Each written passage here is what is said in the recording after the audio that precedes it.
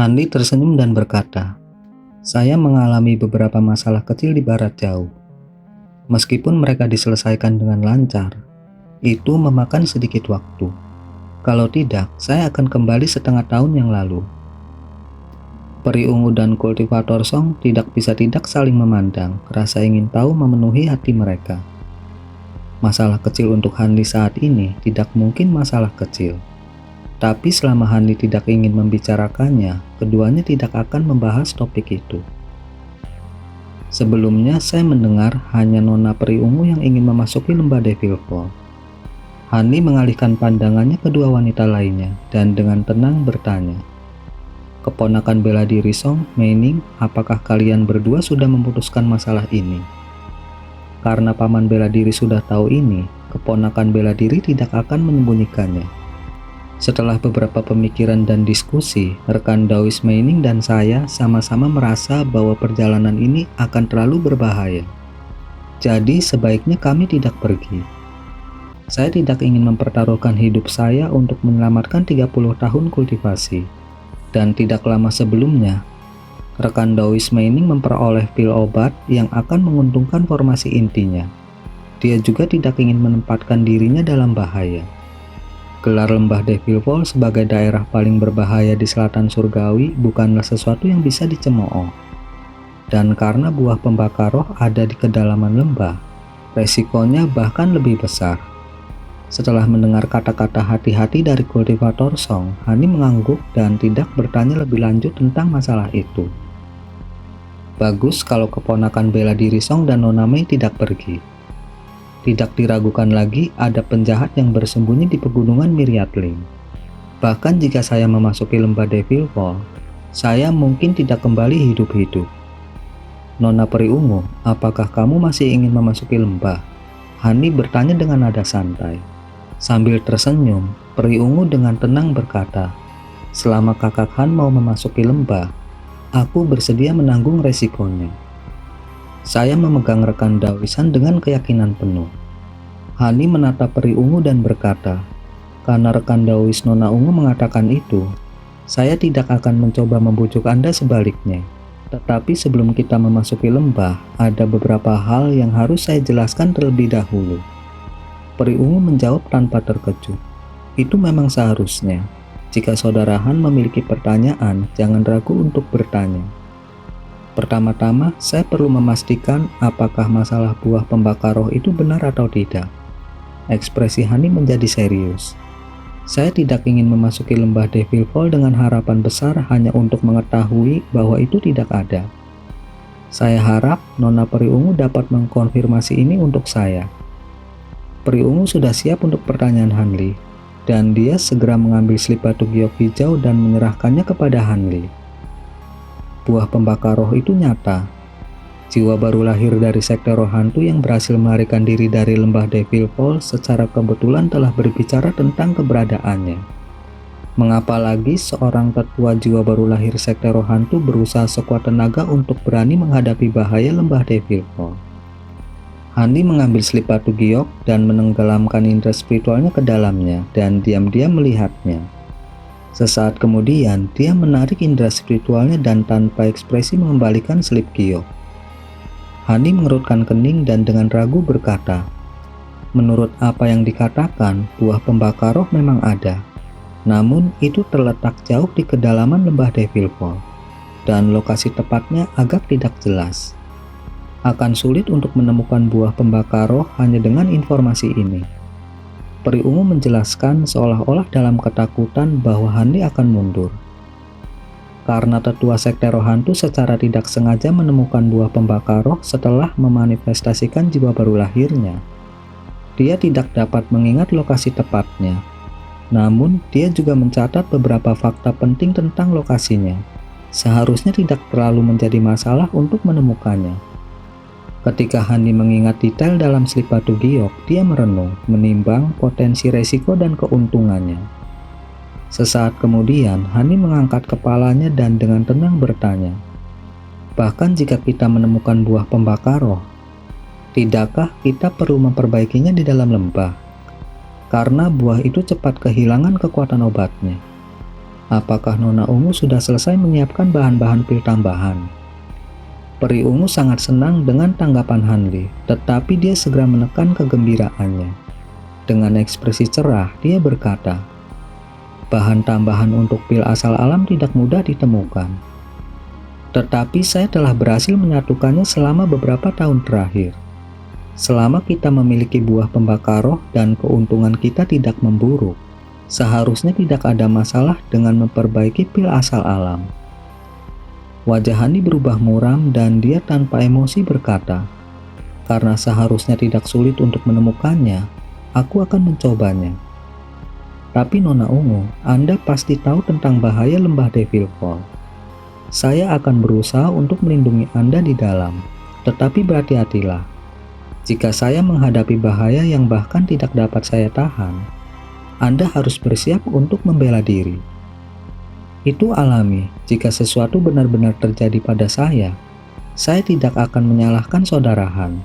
Selain itu, saya cukup percaya diri dengan kemampuan saya untuk bertahan hidup."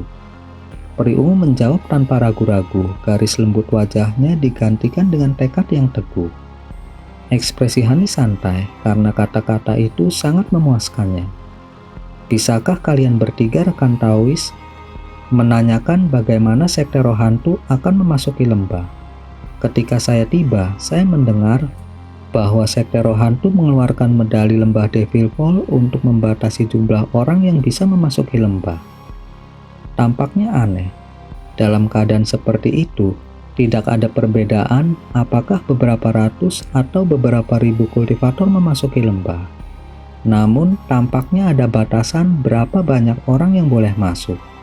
Jika tidak, sekte roh hantu pasti akan memanfaatkan kesempatan ini karena mereka menjual setiap medali lembah Devil Fall untuk beberapa puluh ribu batu roh." Setelah beberapa saat terkejut, peri ungu tersenyum dan berkata, "Seperti yang diharapkan, saudara Han cukup cerdas. Anda baru saja menebak kebenarannya. Meskipun Mei Ning dan saya belum berhasil memperoleh secara spesifik metode untuk memasuki lembah, kami telah samar-samar menemukan dari sumber kami murid sekte roh hantu bahwa metode masuknya membutuhkan kekuatan banyak murid sekte roh hantu serta sejumlah besar batu roh untuk masuk ke lembah pada waktu tertentu. Tampaknya jumlah orang yang bisa memasuki lembah terbatas. Terlepas dari metode untuk memasuki lembah, sekte awan melayang kami telah diberikan 3 medali lembah Devil Fall. Dan saya memperoleh 1 ketika saya kembali ke sekte. Seharusnya tidak ada masalah memasuki lembah bagiku. Tetapi kedalamannya adalah masalah yang berbeda. Saya tidak memiliki kepastian untuk keluar dengan aman. Saya percaya sebagian besar kultivator akan tinggal di bagian terluar lembah dan mencari harta di sana. Hanya kultivator jiwa baru lahir yang berani memasuki kedalaman. Secara alami akan ada kultivator formasi inti yang bertarung satu sama lain, tetapi mungkin tidak terlalu banyak. Rekan Taois peri ungu seharusnya tidak mengalami terlalu banyak bahaya di lembah luar dan pasti bisa menjaga diri sendiri di sana. Adapun ketika kita memasuki lembah bagian dalam, ketika Hani selesai berbicara, peri ungu ragu-ragu sejenak sebelum mengangguk. "Itu semua seperti yang dikatakan saudara Han. Kalau begitu, aku akan melihatmu lagi di dalam lembah Devil Fall. Oh iya, keponakan bela diri Song, saya telah mendengar dari murid sekte bahwa senior Chen telah tiba. Apa kau tahu di mana dia?" Kultivator Song tertegun sebelum buru-buru menjawab, "Saya tidak tahu. Paman bela diri Cheng telah tiba di sini bersama sekelompok teman dekatnya. Aku belum melihatnya." Jadi seperti itu. Sepertinya senior Cheng ingin memasuki lembah sebelum dia mencapai akhir hidupnya. Hani bergumam seolah berbicara pada dirinya sendiri. Setelah hening sejenak, Hani mengerutkan kening dan bertanya, "Saya juga mendengar Mulan akan memasuki lembah Devil Fall. Apakah itu benar? Apakah Anda memiliki informasi tentang itu?" Seolah-olah merasa sedikit sakit kepala atas masalah itu, Kultivator Song hanya bisa menjawab tanpa daya. "Kami juga telah mendengar desas-desus tentang itu. Tetapi masalahnya tidak jelas. Kami tidak tahu apakah itu benar." Hani membelai dagunya dan tetap diam. Sesaat kemudian, ekspresinya sedikit berubah, dan dia mengucapkan selamat tinggal pada mereka. Akibatnya, ketiga wanita di ruangan itu saling memandang dengan cemas. Apa yang sedang terjadi? Mengapa saudara Han terburu-buru untuk pergi? Mata peri ungu berkedip dengan bingung. Meining mengerutkan kening, tampak sedikit kecewa. Aku tidak tahu, tapi sepertinya senior Han memiliki urusan lain yang harus diselesaikan. Kultivator Song melirik pintu kamar dan bergumam pada dirinya sendiri sejenak. Pada saat itu, Hani sedang berjalan di jalan terpencil dengan tenang dan metodis. Tapi sebenarnya, dia dengan kasar memarahi seseorang dalam pikirannya. Apakah kamu mencoba membuatku takut? Sebuah suara tua dengan sembarangan menjawab dalam benak Hanli. Hehe. Aku hanya berpikir bahwa gadis bernama peri ungu itu sangat cantik. Mengaduk beberapa pemikiran Anda adalah hal yang wajar. Hani mendengus dan melanjutkan dengan marah. Jangan bilang kamu lupa. Bagaimana kamu mempengaruhi emosi jiwa baru lahir keduaku ketika kamu menggunakan seni tujuh gairah di atasnya? Anda dapat merasakan apapun yang Anda inginkan, tetapi jangan libatkan saya. Bagaimanapun, jiwa baru lahir kedua saya terkait dengan kesadaran saya. Selain itu, penampilan peri ungu saat ini bukanlah sesuatu yang istimewa. Anda belum melihat penampilan aslinya. Dan selirmu di masa lalu, Ruyun, dikatakan cantik tak tertandingi di dunia ini. Bagaimana bisa seorang wanita dengan penampilan seperti itu membuatmu lepas kendali? Anda tidak mencoba menipu saya, kan? Saya awalnya berpikir untuk menggunakan seni tujuh gairah untuk menangani jiwa utama Anda. Tetapi siapa yang bisa mengira bahwa kultivator jiwa baru lahir awal yang sepele memiliki jiwa baru lahir kedua dan mampu menahan bencana. Bagaimana lagi saya akan menemui ajal saya di sini? Meskipun seni tujuh gairah tidak dapat mengendalikan kesadaran seorang kultivator, itu masih dapat mengendalikan emosi mereka. Demikian juga dapat mengurangi keinginan seseorang untuk hidup dalam pertarungan dan tekad seseorang untuk membunuh. Adapun gadis itu, meskipun dia menggunakan semacam teknik rahasia untuk menyembunyikan wajah aslinya, saya dapat melihatnya dengan indera spiritual saya. Suara lelaki tua itu melambat mendekati akhir, seolah-olah agak kesal. Bahkan jika seni tujuh gairah Anda lebih kuat, Anda akan memiliki sedikit keberuntungan dalam menyesatkan saya dari tujuan saya. Meskipun saya berbagi beberapa sensasi dengan jiwa baru lahir kedua saya, seni tujuh gairah Anda tidak akan terbukti menjadi sesuatu yang lebih kecil dari hambatan kecil. Namun saya benar-benar tidak menyangka bahwa pendiri inti sekolah seribu bambu dan pencipta teknik pengembangan hebat Raja Perbedaan Jiwa bertahan sampai sekarang dengan memiliki boneka. Jika bukan karena indera spiritual Anda yang sangat kuat dan pengetahuan lengkap Anda tentang teknik pengembangan hebat, saya tidak akan mempercayainya. Tapi terlepas dari itu, jika Anda dengan santai membangkitkan emosi saya pada seorang kultivator wanita lagi, jangan salahkan saya karena tidak sopan. Nada bicara Hani berubah keras di akhir. Pria tua itu mendengus dan dengan nada menghina berkata, Han muda, kamu pasti tahu, bahkan dengan bantuan kayu pemelihara jiwa, jiwaku hanya akan bertahan beberapa puluh tahun lagi sebelum menghilang. Jika bukan karena fakta bahwa saya telah menyelesaikan sebagian besar boneka terakhir saya akan dengan senang hati meninggal dan bereinkarnasi. Setelah menghabiskan bertahun-tahun yang tak terhitung jumlahnya di dalam boneka tanpa sensasi, saya merasa telah hidup cukup lama. Dan jika Anda tidak melihat seorang wanita selama saya, Anda akan sama juga. Ketika Hani mendengarnya, dia menggosok hidungnya dan merasakan kepalanya sangat sakit. Tubuh eksentrik tua sebenarnya tersembunyi di dalam tabung di belakang punggungnya. Jika bukan karena persetujuannya untuk mengajari Hani 3 lapisan terakhir dari teknik pengembangan hebat dan kesediaannya untuk memberikan beberapa desain boneka yang kuat kepadanya yang belum pernah dipublikasikan, Hani akan menanganinya dengan beberapa metode dan memusnahkannya. Tapi yang paling menyebalkan dari semuanya adalah indera spiritual eksentrik tua yang sangat kuat. Bahkan seperti saat ini, teknik pencarian jiwanya masih tidak berpengaruh pada eksentrik yang tak berdaya. Sebaliknya, eksentrik tua itu hampir diberi kesempatan untuk mengendalikan jiwa Handi, menakut-nakuti Handi dari menggunakan metode seperti itu lagi. Ketika menghadapi raja perbedaan jiwa, seorang eksentrik yang telah hidup lebih dari 10.000 tahun, Handi mendapati dirinya merasa benar-benar tidak berdaya. Hani berhenti sejenak dan bertanya, "Eksentrik tua, ketika kamu memiliki tubuh boneka, kamu tidak berpikir untuk memindahkan jiwa aslimu darinya. Seharusnya tidak sulit dengan kemampuanmu. Kamu pikir teknik penempatan jiwa sangat mudah digunakan. Di masa lalu, selama masa hidup saya yang jenius, saya telah membagi perhatian saya ke terlalu banyak hal. Saya tidak hanya menciptakan teknik rahasia untuk memperkuat indera spiritual seseorang, tetapi saya juga mendirikan sekolah 1000 bambu dan meneliti metode wayang yang telah lama punah di selatan surgawi. Hal-hal itu menghabiskan sebagian besar umur saya. Belum lagi saya juga telah berkultivasi selama ini. Akhirnya saya mencapai tahap akhir jiwa baru lahir dan saya mengamuk di wilayah tersebut tanpa tandingan." "Kamu mengamuk di wilayah itu dan tidak ada tandingannya." Hani memasang ekspresi aneh di wajahnya. Apa kamu pikir aku hanya mengoceh? Ketika kultivasi saya mencapai ketinggian yang luar biasa, saya telah menantang kultivator terkenal, tetapi saya selalu merahasiakan kesuksesan saya.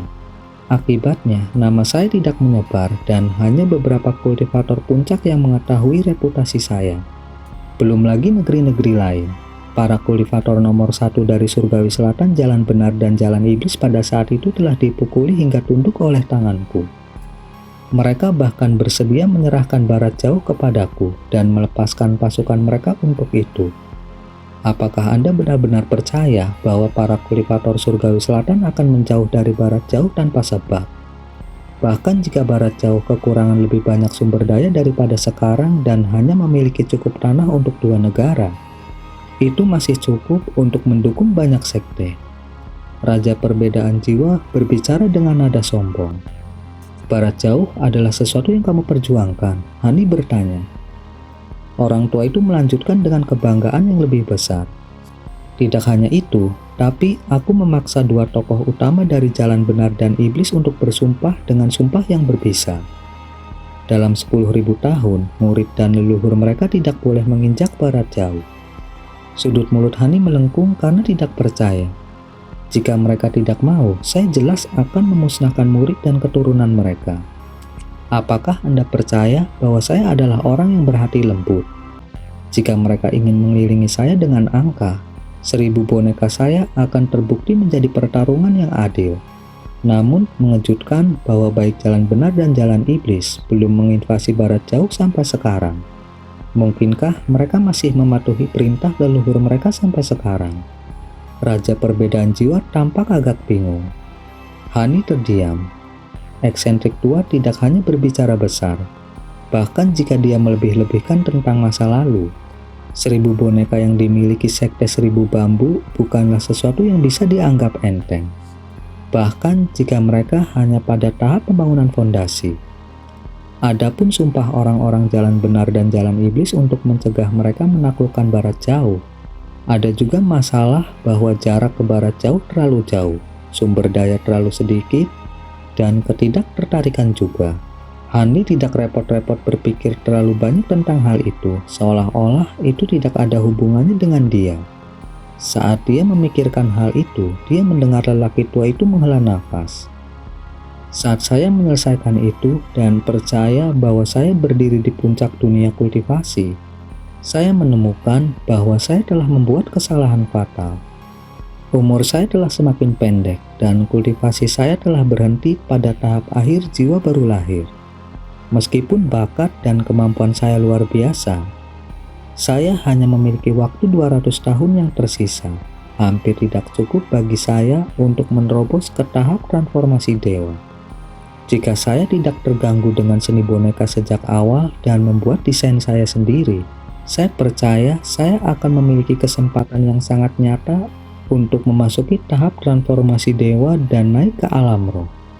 Sebaliknya, saya terjebak di dalam tubuh boneka selama lebih dari 10.000 tahun. membuat saya dilanda teror sepanjang waktu. Raja perbedaan jiwa berbicara dengan suara cemberut, seolah-olah dia sedih.